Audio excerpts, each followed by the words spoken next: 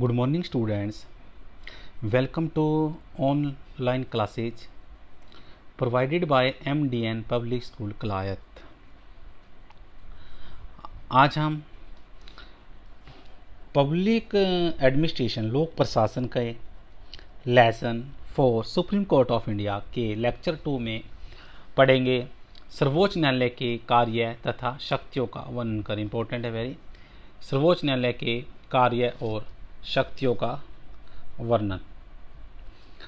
और एक सभी विद्यार्थी जो आपके नियर डियर फ्रेंड्स रहते हैं, सभी विद्यार्थी को एक विद्यार्थी बता दें, जो बच्चे HBSC और CBSE के रह गए थे बेटा, वो एग्ज़ाम आपके फर्स्ट वीक जुलाई में स्टार्ट हो जाएंगे। क्यों? कई बार बच्चों को इंट्रोडक्शन नहीं मिलती है, मैसेज नहीं मिलता, तो फिर मैं एक बार बता रहा हूँ कि जो आपके +2 क्लास या HBSC CBSE के एग्ज़ाम रह गए थे बेटा, वो जुलाई के फर्स्ट वीक में हो जाएंगे। जैसे ही डेट शीट आएगी MDN स्कूल कलायत आपको उसी समय प्रोवाइड कर देगा। आप सभी मीडिया से जुड़े ही हुए हैं, वैसे आप लोगों को पता भी होगा। अगर नहीं पता हो तो आप नियर डियर से बताएं कि उनके फ्यूचर की बात है ये। Thank you. सर्वोच्च न्यायालय के कार्यों तथा शक्तियों का वर्णन करें। सर्वोच्च न्यायालय भारत का सबसे बड़ा व अंतिम न्यायालय है। सर्वोच्च न्यायालय क्या है बेटा? भारत का सबसे बड़ा व अंतिम न्यायालय है और इसके अधिकार हैं तथा शक्तियां बहुत अधिक व्यापक है। इसकी शक्तियों तथा कार्यों को निम्नलिखित श्रेणियों में बांटा गया है। जो इसके कार्य हैं और शक्तियां हैं उसको निम्नलिखित श्रेणियों में बांटा गया है। फर्स्ट है प्रारंभिक क्षेत्राधिकार, अर्थात अपने क्षेत्र के ऊपर अधिकार होना।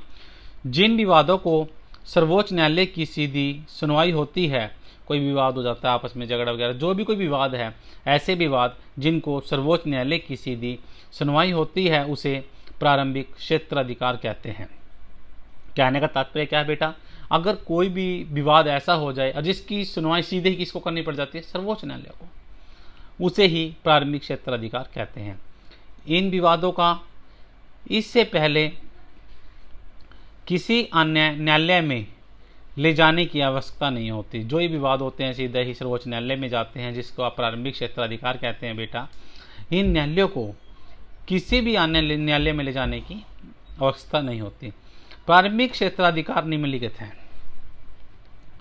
संघ सरकार तथा एक या एक से अधिक राज्यों के बीच झगड़े। संघ सरकार तथा एक या एक से अधिक राज्यों के बीच झगड़े, राज्यों के आपसी झगड़े, नागरिकों के मौलिक अधिकारों से संबंधित विवाद, जो नागरिक हैं उनके मौलिक अधिकार हैं उससे संबंधित विवाद, राष्ट्रपति तथा उपराष्ट्रपति के चुनाव संबंधित विवाद, राष्ट्रपति और उपराष्ट्रपति के चुनाव संबंधित विवाद।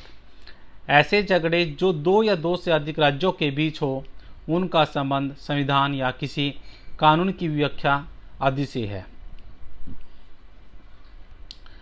कहते 5वां क्या? ऐसे झगड़े जो 2 या 2 से अधिक राज्यों के बीच में हो और उनका संबंध क्या है बेटा? किसी कानून की व्यवस्था से है। दूसरा है अपीलीय क्षेत्राधिकार। अपीलीय क्षेत्रीय अधिकार क्या है? जिसमें अपील नहीं की जाती।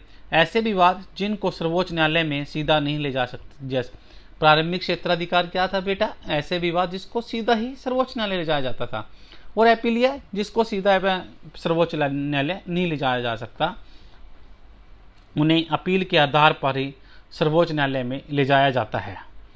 इस प्रकार के मुकदमों को निम्नलिखित श्रेणियों में बांटा जाता है। पहला है बेटा संवैधानिक अपील।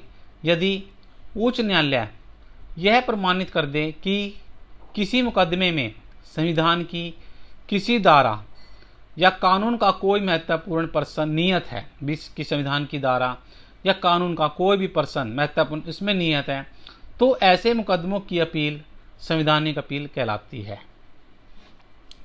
नेक्स्ट है बेटा दीवानी अपीलें। सर्वोच्च न्यायालय को दीवानी मुकदमे के अपीलें सुनने का अधिकार है। जो दीवानी अपीलें हैं, जो सर्वोच्च न्यायालय है, सर्वोच्च न्यायालय को दीवानी अपीलें सुनने का अधिकार है। जब उच्च न्यायालय, कब है? जब उच्च न्यायालय उसे यह प्रमाण पत्र दे कि यह मुकदमा सर्वोच्च न्यायालय द्वारा सुना जा सकता है। क्या हुआ बेटा? कब है उसका परमिशन? जब उच्च न्यायालय उसको पत्र दे, प्रमाण पत्र कि यह मुकदमा सर्वोच्च न्यायालय द्वारा सुना जा सकता है, तो उस मुकदमे की अपील सर्वोच्च न्यायालय में की जा सकती है। अब बात करते हैं फौजदारी अपीलें। यदि किसी निचले फैसले के उच्च न्यायालय किसी अपराधी को मृत्युदंड देता है, यदि किसी निचले फैसले के जो न्यायालय हैं उच्च, तो वो अगर किसी व्यक्ति को मृत्युदंड देता है तो उसकी सर्वोच्च न्यायालय में की जा सकती है, तो उसकी अपील सर्वोच्च न्यायालय में की जाती है। यदि उच्च न्यायालय किसी न्यायालय में रहे मुकदमों का निरीक्षण के लिए मंगवा ले और अभियुक्त को दोषी ठहराकर मृत्युदंड दिया हो, तो सर्वोच्च न्यायालय किसी भी फौजदारी अपीलें करने की विशेष आज्ञा प्रदान कर सकता है। क्या है बेटा? सर्वोच्च न्यायालय किसी भी फौजदारी अपीलें करने की विशेष आज्ञा प्रदान कर सकता है। नेक्स्ट है संविधान की व्याख्या तथा रक्षा करना।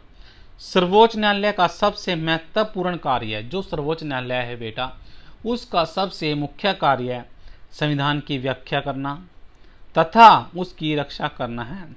किसका मुख्य कार्य? सर्वोच्च न्यायालय का। हम क्या पढ़ रहे हैं? कार्य तथा शक्तियां। जब कोई संविधान की व्याख्या में मतभेद उत्पन्न हो जाता है, अगर यदि संविधान की हम व्याख्या करते हैं और उसमें कोई मतभेद उत्पन्न हो जाता है, तो सर्वोच्च न्यायालय उसकी व्याख्या करता है। क्या करता है? सर्वोच्च न्यायालय उसकी व्याख्या करता है और इसकी व्याख्या है उसको अंतिम समझकर मान लिया जाता है। यदि संसद द्वारा बनाया गया कानून, यदि संसद जो कानून बनाती है, बनाया गया कानून अगर संविधान का उल्लंघन करता है, एक संसद कानून बनाती है बेटा और उसका संविधान का उल्लंघन करता है वो कानून, तो ऐसे कानून को सर्वोच्च न्यायालय रद्द कर देता है। अर्थात क्योंकि वो संविधान का उल्लंघन कर रहा था। अब आगे आता है बेटा परामर्श देने का अधिकार। परामर्श देने का अधिकार क्या है? सर्वोच्च न्यायालय भी कानून या संवैधानिक मामलों पर राष्ट्रपति को सलाह दे सकता है। कौन? सर्वोच्च न्यायालय। परंतु इस सलाह को मानने के लिए राष्ट्रपति बंधा नहीं होता। वो सलाह तो दे सकता है, परंतु ये बात वो माननी या नहीं माननी ये राष्ट्रपति की इच्छा होती है, उसके लिए वो बंधा नहीं होता। एक अभिलेख न्यायालय। सर्वोच्च न्यायालय को एक अभिलेख न्यायालय माना जाता है। जो सर्वोच्च न्यायालय है उसको एक अभिलेख न्यायालय माना जाता है। क्यों? क्योंकि इसकी समस्त कार्यवाही तथा निर्णय सदा के लिए यादगार तथा प्रमाण के रूप में प्रकाशित किए जाते हैं। अब बात करते हैं नागरिकों के मौलिक अधिकारों की सुरक्षा। सर्वोच्च न्यायालय नागरिकों के मौलिक अधिकारों की रक्षा भी करता है। यदि कोई भी नागरिक यह समझे कि सरकार ने उसके मौलिक अधिकारों का हनन किया है या कोई कानून मौलिक अधिकारों के विरुद्ध बनाया है, तो कोई भी नागरिक सर्वोच्च न्यायालय में उस कानून के विरुद्ध मुकदमा दायर कर सकता है। कहने का तात्पर्य क्या है बेटा? नागरिकों के मौलिक अधिकार की सुरक्षा में क्या है? जो सर्वोच्च न्यायालय है नागरिकों के मौलिक अधिकारों की भी रक्षा करता है।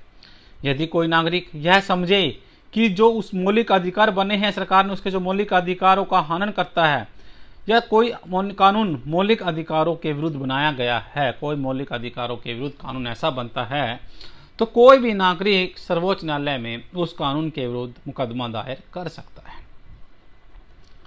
अब बात करते हैं पुनः निरीक्षण। सर्वोच्च न्यायालय अपने निर्णयों का पुनः द्वारा से निरीक्षण करने का भी अधिकार रखता है। कौन? सर्वोच्च न्यायालय पुनः द्वारा से उसका निरीक्षण करने का भी अधिकार रखता है। आज हमारा ये क्वेश्चन हो गया सर्वोच्च न्यायालय का। जितने भी पब्लिक एड के स्टूडेंट्स हैं ये क्वेश्चन लिखवाए जाते हैं, आप इनको अच्छे से लिखें बेटा और रीड भी करें। और मैं विद्यार्थियों से फिर एक बार वो बता रहा हूँ कि +2 10th जो सीबीएसई बोर्ड है के स्टूडेंट्स हैं उनके एग्ज़ाम होंगे बेटा जुलाई के फर्स्ट वीक में। ये मैसेज आ चुका है। सभी विद्यार्थी, क्यों कुछ विद्यार्थियों को इसके बारे में पता नहीं होता, क्यों दोनों स्कूलों में रूरल और अर्बन दोनों ही साइड से बच्चे स्टडी करते हैं, इसलिए सभी विद्यार्थी, किसी बच्चे का फ्यूचर नुकसान ना हो, सभी विद्यार्थियों को बता दें जिन विद्यार्थियों को पता चलता है। और HBSC भी हमारे 1 जुलाई मतलब जुलाई के फर्स्ट वीक में ही एग्ज़ाम शुरू कर देगा। इसी कारण सभी विद्यार्थी अपने पहले की तरह लगन से पढ़ाई करें और अपने घर पर रहें। Stay home, stay safe, stay home. तो thank you, have a good day. जहाँ ज़रूरत दिखे मेरी कभी भी किसी भी क्वेश्चन के लिए तो आप मेरे स्कूल से नंबर लेके मुझे कांटेक्ट भी कर सकते हैं। थैंक यू, आपका दिन शुभ हो।